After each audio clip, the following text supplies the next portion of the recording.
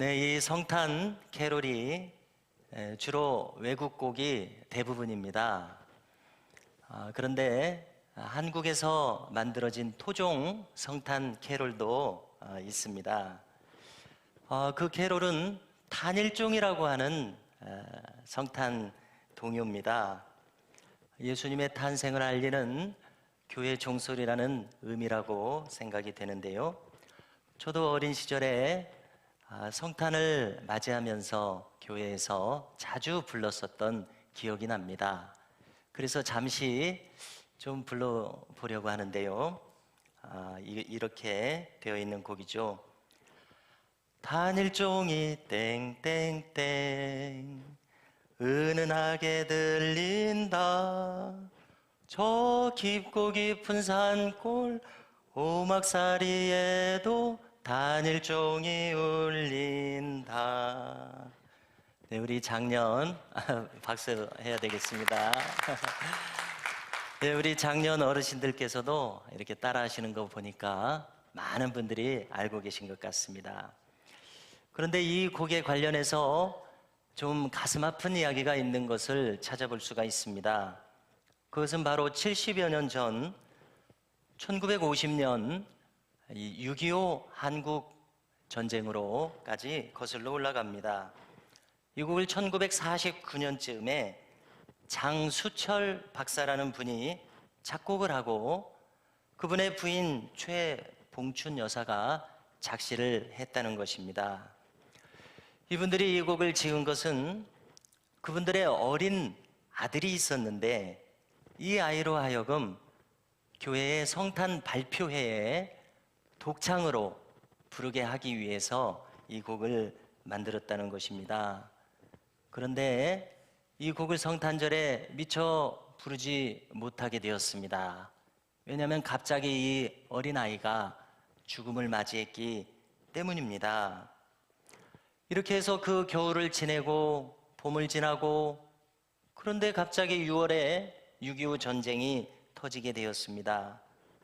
그들은 또 시간이 지나서 추운 겨울에 피난을 가야 했습니다. 이처럼 혹독하게 추운 겨울에 피난을 가면서 그들은 일기를 쓰면서 이 탄일종의 동요의 가사를 기록하고 소망을 기록합니다. 이 노래 가사처럼 이처럼 추운 겨울에 저 언덕 너머의 어떤 마을에 자신들이 추위를 피할 수 있는 이런 예배당이라도 있으면 좋겠다는 그런 바람을 기록합니다. 그래서 우리는 여기에서 아이를 잃었던 그분들의 그 슬픔과 전쟁의 참상 그리고 피난길에 살을 내는 듯한 추위, 이러한 아픔과 슬픔 속에서 주님은 그들에게 희망이 되어주고 계셨고 위로가 되어주고 계셨음을 엿보게 됩니다. 또 이 성탄절에 관련된 다른 감동 어린 이야기도 있습니다. 그 이야기는 이제 유럽으로 건너가서 1914년 1차 세계대전 중에 있었던 이야기입니다. 전쟁이 한참 벌어지던 순간에 벨기에의 이르프라고 하는 지역에서 영국군과 독일군이 오래도록 전쟁을 하며 대치하고 있었습니다. 참으로 끝이 보이지 않는 이 전쟁은 모든 사람들을 지치게 만들었고 이 영국군이나 독일군 모두 참혹한 전쟁이 주는 죽음의 공포 속에서 이 추운 겨울을 지내고 있었습니다. 이제 성탄절이 다가오고 있는 이 며칠 전 어느 날 한 참호 속에서 정적을 깨고 누군가 성탄 캐롤을 부르기 시작했다는 것입니다. 이 성탄 캐롤이 울려 퍼지기 시작하자 누가 먼저라고도 할 것 없이 이 전장터의 여기저기에서 이 캐롤을 따라 부르기 시작합니다. 그러자 어느덧 이 캐롤은 온 전장터에서 모든 병사가 부르는 합창이 되었다는 것입니다. 그리고 이 병사들은 성탄을 기다리면서 자기들이 이렇게 저렇게 만들었던 크고 작은 성탄 추리를 차무 밖으로 꺼내놓게 되었습니다. 그러자 급기야 이 상황은 더 발전을 해서 조금 전까지 총구를 겨누던 이분들이 서로에게 겨누던 적군에게 다가가기 시작했습니다. 서로를 포옹합니다. 포로를 교환하기까지 이릅니다. 시신을 수습해서 장례를 치르자고까지 하게 되었다는 것입니다. 그리고 이곳에서의 모습은 여기에서 멈추지 않습니다. 그들은 넓은 곳을 급조해서 축구장을 만들고 함께 축구를 즐기기까지 합니다. 밤이 되자 이들은 함께 모여 예배하고 캐롤을 부릅니다. 그리고 이 전쟁이 어서 빨리 끝나기를 함께 기도했다는 것입니다. 그리고 헤어지기 아쉬워서 그들은 기념사진을 찍습니다. 그리고 다시 자기들의 참으로 돌아가게 되는데요.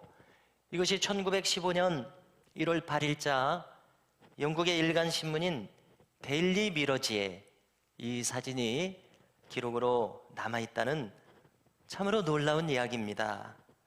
성탄은 이들에게 이처럼 평화로운 마음을 선사해주고 있었습니다. 조금 전에 우리가 함께 읽으신 성경을 다시 한번 주목해 보십시오. 주의 성탄을 축하하는 천군 천사들의 찬송이 울려 퍼지고 있습니다. 천사들은 노래합니다. 하늘에는 영광이요 땅에서는 기뻐하심을 입은 사람들 중에 평화로다. 천사들은 하나님 계신 저 높은 곳에서 하나님께 마땅히 돌려져야 될 영광을 노래하고 있습니다. 또 그들은 소망을 담아 노래하기를 땅에서는 사람들이 그토록 원하는 평화를 기원하고 있습니다. 천사들의 이 노래는 바로 이 하나님께 영광이 되고 인간에게 평화를 주는 아기 예수로 오신 독생자 그리스도로 말미암아 이제 성취되기 시작하였다는 메시지를 담고 있다고 생각합니다. 그렇습니다. 과연 이 찬송에서 노래하는 것처럼 수많은 사람들이 지금까지의 인류의 역사 속에서 예수님으로 인하여 그처럼 그들의 인생에서 찾기를 원하던 평화를 그들의 마음속에서 얻게 되었습니다. 성경의 베드로를 보십시오. 그는 인생의 목적을 분명히 알게 되었습니다. 그래서 예수님께서 말씀하신 대로 사람을 낚는 어부로 그의 인생을 살아가고 있었습니다. 세리 마태를 보십시오. 그는 매국노라고 바라보는 그 사람들의 비난 어린 시선 속에서 살던 그가 이제 그 비난에서 벗어나 저 귀한 마태복음을 영원토록 기록하여 남기는 참으로 귀한 인물이 되었습니다. 성경 속의 삭개오를 보십시오. 그도 역시 세리로서 사람들로부터 속여서 빼앗는 이러한 가련한 인생을 살아가고 있었던 그가 예수님을 만나 뵙기 간절히 소망하여 결국 주님을 만났을 때 그의 마음에는 놀라운 변화가 일어나서 자신이 빼앗은 것을 4배나 갚아 주겠노라고 하는 새로운 사람으로 변화되는 것을 우리가 목격합니다. 사도 바울은 어떻습니까? 그는 목적을 향하여 잔혹하고 냉혈한 인물이었습니다. 그러나 그가 이제 예수님을 만나게 되었을 때에 죽음도 두려워하지 않는 온 세상 모든 곳을 다니는 전도자가 되어 사람들에게 구원의 메시지를 전해주는 놀라운 사람으로 탈바꿈했습니다. 저마다 이처럼 바른 인생길을 찾지 못하던 사람들이 예수 그리스도를 제대로 만나는 순간 저마다 인생의 바른 목적을 깨닫게 됩니다. 그것이 바로 하나님을 경외하는 인생이 되고 자기의 부르심이 무엇인지를 밝히 깨닫는 그러한 놀라운 역사가 그들에게마다 일어났었던 것입니다. 오늘 성경을 다시 한번 같이 주목해 봅니다. 주님께서 탄생하시던 날에 그날 밤에 있었던 이야기를 들려줍니다. 그곳은 베들레헴이었습니다. 어떤 목자들에게 있었던 일입니다. 그들은 양떼를 지키고 있었는데 밤중에 이 베들레헴의 이름 모를 목자들에게 천사가 나타나서 놀라운 메시지를 전합니다. 학자들의 알려주는 바에 따르면은 이 베들레헴의 양떼들은 주로 예루살렘 성전이 좀 가깝지 않습니까? 성전에서 드려지는 양떼들을 주로 기르는 그런 목자들이었다는 것입니다. 그리고 이분들은 양을 치는 사람들로서 당시의 사회적 신분이 그렇게 높지 않은 분들이었다는 것입니다. 그래서 우리가 짐작해 보건대 그들은 참으로 더럽고 냄새나는 일을 감당하는 사람들이었습니다. 양을 치는 그들의 옷에서는 냄새가 나게 일쑤였고 그들의 거처는 허름한 곳이었습니다. 그래서 학자들은 그들이 전형적인 하층민의 모습으로 살아가고 있었다고 말해줍니다. 천사들이 찾아갔었던 그 시간도 그들은 추위를 견디고 허기를 달래가며 밤을 새워 일하고 있었을 것으로 생각됩니다. 그런데 우리가 참으로 주목할 것이 있습니다. 하나님께서는 이 놀라운 성탄의 소식을 저 궁궐에 있는 높은 사람들에게 가장 먼저 알게 하신 것이 아니라 가장 먼저 이 소식을 전한 사람들은 바로 이 낮은 곳에 있는 목자들이라는 사실입니다. 참으로 놀라운 일이 아닐 수 없습니다. 하나님이 먼저 찾은 사람들은 이 비천한 곳에 있었던 사람들이라는 바로 이 사실입니다. 주의 천사들이 그들에게 다가와서 하나님의 영광이 환하게 그들을 비추는 순간이었습니다. 우리라고 생각해 보십시오. 이 목자들은 이 갑작스러운 일에 참으로 두려움에 떨지 않을 수 없었다고 기록합니다. 이때 천사가 말씀합니다. 무서워하지 말아라. 보라, 내가 온 백성에게 미칠 큰 기쁨의 좋은 소식을 너희에게 전하노라. 오늘 다윗의 동네에 너희를 위하여 구주가 나셨으니 곧 그리스도 주시니라. 이제 너희가 가서 강보에 쌓여 구유에 누여 있는 아기를 보리니 이것이 너희에게 표적이니라. 이렇게 말씀을 전합니다. 자, 여기에 또 우리가 주목해야 될 좀 생소한 표현이 나왔습니다. 그리스도가 나셨다고 전하고 있지 않습니까? 이 말은 헬라어입니다. 그 뜻은 기름 부음 받은 분이라는 뜻입니다. 그리고 이것은 본래 히브리어를 헬라어로 옮긴 것입니다. 히브리어로는 메시아라고 합니다. 마찬가지로 기름 부음 받은 분이라는 뜻입니다. 그리고 이 말의 내용은 구세주라는 뜻입니다. 구원해 주실 분, 이런 뜻입니다. 자, 생각해 보십시오. 우리 인간이 어디서 구원받아야 됩니까? 가난에서 구원받아야 됩니까? 그 어두운 마음에서 구원받아야 됩니까? 어디에서 우리가 구원받아야 됩니까? 성경은 분명히 우리에게 요약해 줍니다. 우리 인간이 구원받을 바로 그 모습은 우리가 스스로의 죄에 빠져서 소망 없이 살아가는 바로 그 모습입니다. 여기에서 건져주신다는 의미입니다.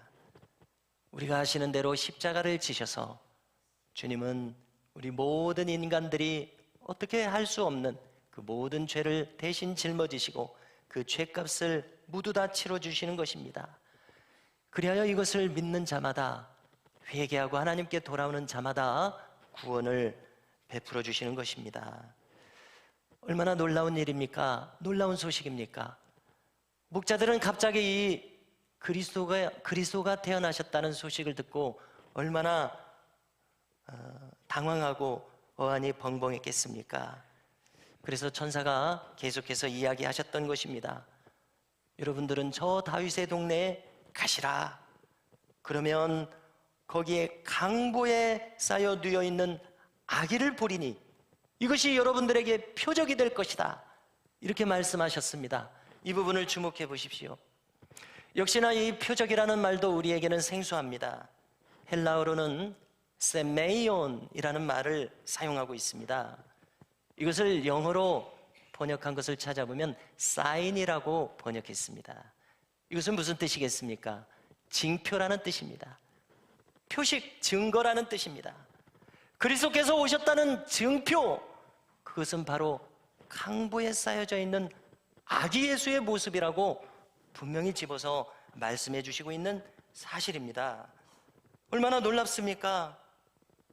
다시금 거론해 드리기를, 하나님은 저 높은 왕실의 왕자로 이 예수님을 오시게 하지 않으셨다는 사실입니다.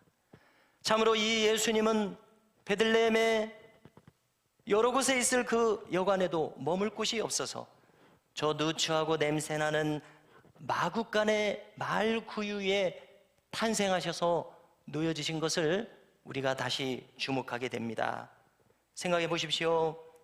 얼마나 그 현장이 초라했겠습니까? 한쪽에 말이 있었을 것입니다. 또 말이 먹는 꼴이 있었을 것입니다. 그리고 그들이 생활하는 참 지저분한 환경이 펼쳐져 있었을 것입니다. 그래서 냄새가 났을 것입니다. 참 우리가 표현하기에 말구유가 좀 낭만적으로 참 들립니다마는 한번 생각해 보시면요, 이것은 말밥통입니다.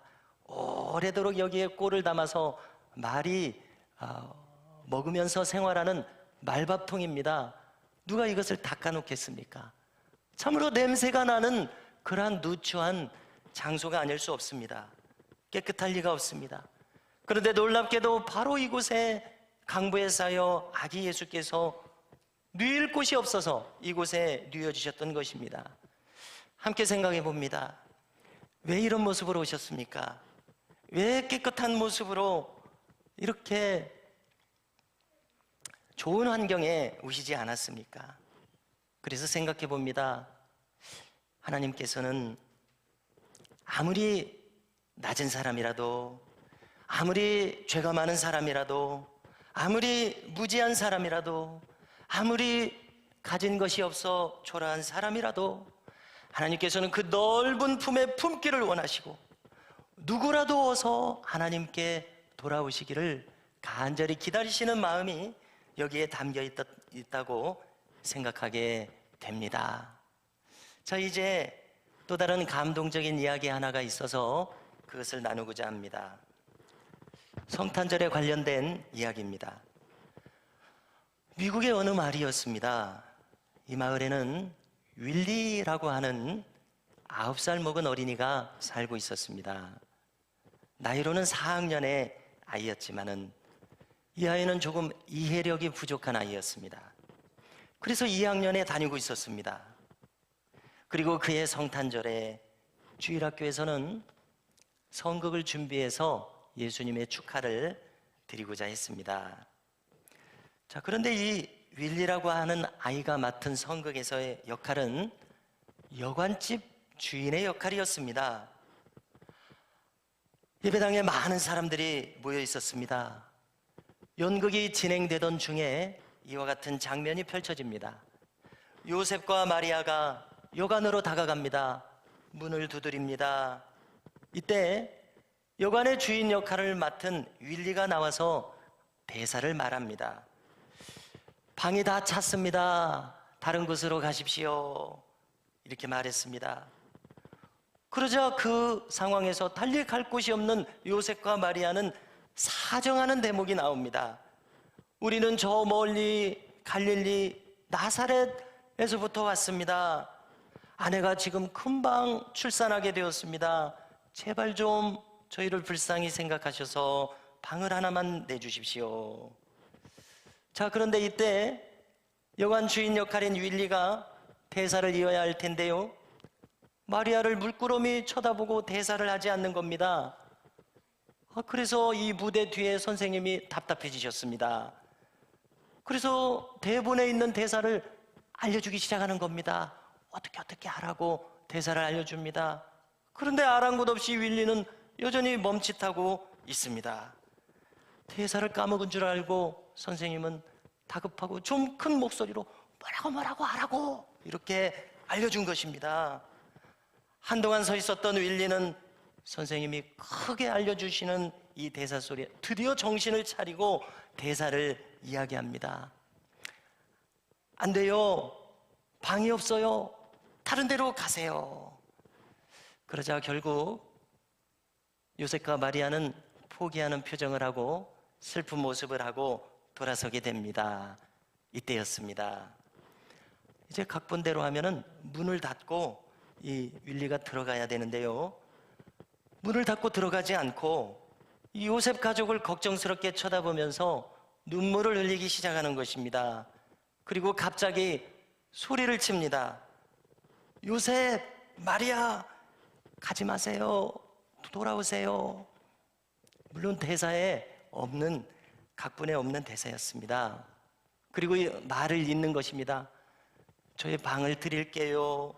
어서 저의 방으로 들어오세요. 이 순간 이 연극은 대사가 엉키게 되고 엉망이 되고 말았습니다. 그러나 예배당에 앉아 계셔서 그 장면을 바라보던 많은 성도들은 이 연극이 끝나고 서로 이야기했다는 것입니다. 나의 평생에 이처럼 감동적인 성탄극은 정말로 본 적이 없습니다. 이렇게 이야기했다고 합니다. 그렇습니다. 성도 여러분, 윌리는 이 실화 속에서 이해력이 좀 떨어지는 아이였습니다. 부족한 아이였습니다. 그러나 이 아이에게는 사람을 보고 불쌍히 여기는 이 아름다운 마음이 있었습니다. 무엇보다도 이 성탄절에 예수님을 귀하게 여겨야 한다는 이 마음이 있었습니다. 어떻습니까? 우리는 오늘 이 성탄절을 맞았습니다.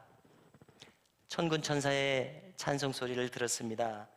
지극히 높은 곳에서는 하나님께 영광이요, 땅에서는 하나님이 기뻐하신 사람들 중에 평화로다. 이 천사의 노랫소리가 들리는 것 같습니다. 성도 여러분, 우리도 조금 전에 이 성극의 윌리처럼 우리의 마음에도 주님께서 머무실 수 있는 빈 방이 마련되어 있기를 소원합니다. 그러면 우리의 인생에도 그처럼 우리도 원하고 있는 그리스도의 평화가 충만하게 임하도록 허락하여 주실 것을 믿습니다. 하늘에는 영광이요, 땅에는 평화로다.